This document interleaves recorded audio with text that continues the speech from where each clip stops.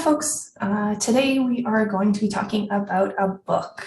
I know as a therapist that sometimes books can be like triggering for people. I say read this book. Some people dutifully go and buy the book and then it never gets opened.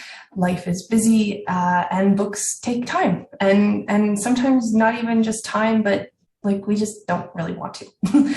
And so in thinking of which book to recommend today, partially I took that into consideration, as well as lots of stuff that's been coming up for me lately in my work and what I do with all sorts of people, adults, children, families, couples, everything. The one that I've recently read that has really got me excited is this one, The Power of Discord. It's written by Ed Tronick and Claudia M. Gold. For some of you kind of psychologically minded people, Ed Tronick is the fellow who created the still face paradigm. So you might have heard of that or seen that YouTube video 100 times or so. It's popular. But really it's all about resiliency in the context of relationships. And it took him, it's 250 pages, something like that. It took him like 250 pages to describe this idea of not only is it okay that we make mistakes in relationships, whether it's in our relationship as a parent, our relationship as a spouse, a partner, or friend, colleague, coworker, anything, but that it's actually necessary. It's a necessary part of the process that we make mistakes, and that there is this reinvigorating experience that happens when we make a mistake and we can repair from it.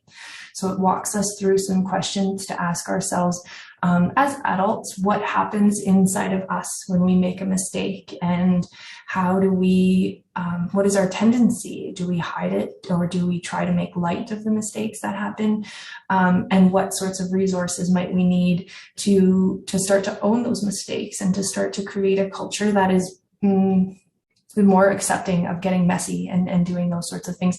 Because as we're learning, it's not only not about getting it perfect or getting it just right. It really is a necessary part of the human experience to get it wrong. It's not just okay, it's necessary, which is something that I really don't like, right? I don't like to get things wrong in my day-to-day life, or personally or professionally, really. So I start to notice those features of if I think I'm getting something wrong, my heart rate starts to increase, my voice starts to get squeaky, my face flushes for sure.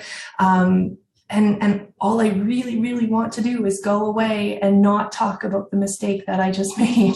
But in Ed Tronick and Claudia Gold's words, in showing up and staying present in those moments when all we want to do is run away or hide it, we're building resiliency for ourselves and for the people around us.